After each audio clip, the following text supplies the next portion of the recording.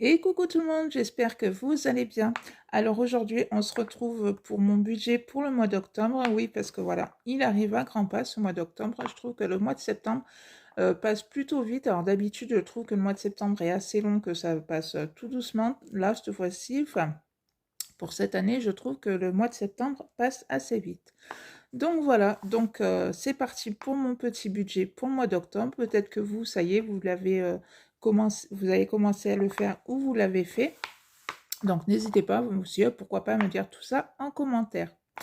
Alors pour rappel, nous sommes 4 à la maison. Ce que vous allez voir sur mon petit carnet, c'est voilà que par exemple au niveau de mon salaire, c'est que mon salaire à moi, puisqu'avec mon conjoint, on a chacun son compte bancaire. Alors nous, ça nous convient tout à fait. Après, chacun fait comme il veut. Mais nous, ça nous va très très bien comme ça. Donc ce que vous allez voir là-dessus, c'est que ce que moi je paye moi de mon côté, lui voilà, paye d'autres choses de son côté.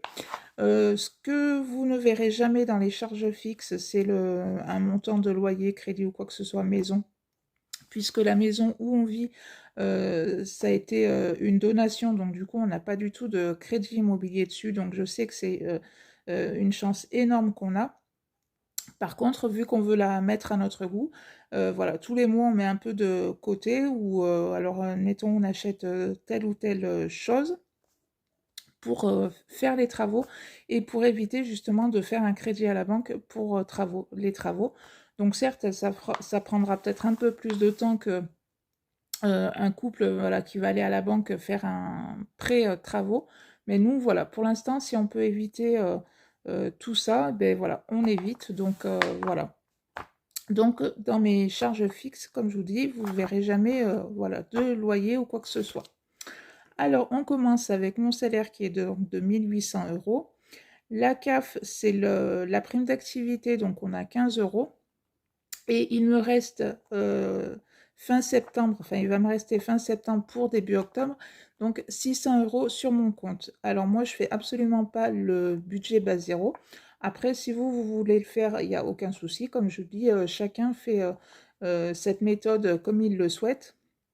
Moi, je préfère qu'il reste toujours de l'argent sur mon compte. Surtout qu'au mois de septembre, voilà, il y a une facture qui est arrivée que j'avais pas budgétisée, qui va arriver de toute façon chaque année au niveau des ordures ménagères. Donc du coup, ben voilà, il a fallu la payer. Donc on a voilà divisé en deux. Donc moi j'ai payé la moitié, mon conjoint a payé l'autre moitié. Et en plus, j'ai ma fille qui m'appelle, qui me dit: «Oui maman, voilà, j'ai mon portable qui ne fonctionne plus». Alors certes, maintenant les jeunes de maintenant veulent tous iPhone, parce que sinon si vous n'avez pas un iPhone, vous êtes, entre guillemets «ringard». Sauf que quand vous avez un problème avec l'iPhone et qu'il faut le réparer, franchement ça vous coûte un bras. Donc quelque part, je suis quand même bien contente que chaque mois il me reste de l'argent sur mon compte et que je ne fais absolument pas le budget base zéro, puisque ça a permis de payer et la facture au niveau des ordures ménagères et la facture de l'iPhone. Donc voilà, ravi pour ce mois-ci. Alors en tout, donc j'aurai sur mon compte à partir du mois d'octobre 2415 euros. Donc ensuite, au niveau de mes charges fixes, donc j'ai le téléphone 56 euros, la mutuelle 77, box, alors c'est tout ce qui est box beauté pour Blissim, enfin voilà, tout ce qui est box beauté, My Little Box et tout ça, donc j'en ai pour 67 euros. L'argent de poche pour ma fille, donc je lui donne 40 euros. Au niveau transport, j'en ai pour 100 euros. Assurance, donc c'est toute assurance confondue, hein, donc j'ai 70 euros d'assurance. Au niveau des courses, je mets 300 euros et mon compagnon rajoute aussi. Dans mon fonds de secours, donc j'y mets tous les mois 100 euros. Alors après, certes, si admettons je referais le budget base zéro et que j'aurais pas pu, voilà, enfin, il m'aurait resté 0 euros sur mon compte avec entre la taxe des poubelles et l'iPhone, j'aurais évidemment pris dans mon fonds de secours. Mais comme là, il me restait de l'argent sur mon mois de septembre, donc voilà, j'ai préféré prendre dans mon mois de septembre plutôt que d'aller piocher dans mon fonds de secours. Aux 20 euros, ça sera pour payer la facture d'eau. Donc tous les mois, je mets 20 euros. Et donc cette fois-ci, donc à partir du mois d'octobre pour l'année prochaine, il y aura l'enveloppe poubelle où je mettrai 20 € tous les mois. Comme ça, l'année prochaine, la facture sera d'un seul coup payée et non pris comme ça a été fait ce mois-ci. Enfin, ça, c'est pas grave. Action, donc 20 €. Voilà, je me prends 20 €. Moi, je trouve que c'est assez suffisant, enfin, pour moi. Voilà, puisque je vais toujours acheter 2-3 petites bricoles, mais au moins, ça évite de sortir avec tout le magasin.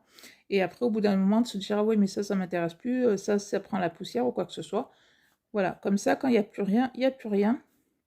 Et donc là, je mets salaire vacances, puisque je travaille pour moi. Donc quand je veux prendre des vacances, il n'y a aucun problème, je peux prendre des vacances, sauf que si je prends 2 semaines ou 3 semaines de vacances, eh bien, sur le mois suivant, il va me manquer 2 semaines ou 3 semaines au niveau de mon salaire. Donc là, c'est un petit peu moins cool. Donc du coup, je mets 150 € tous les mois. Et comme ça, au moins, quand, par exemple, pour les fêtes de Noël, où là, je prends 2 semaines de vacances, eh bien, je sais que, voilà, en mettant tous les mois de côté, je pourrais récupérer 2 semaines.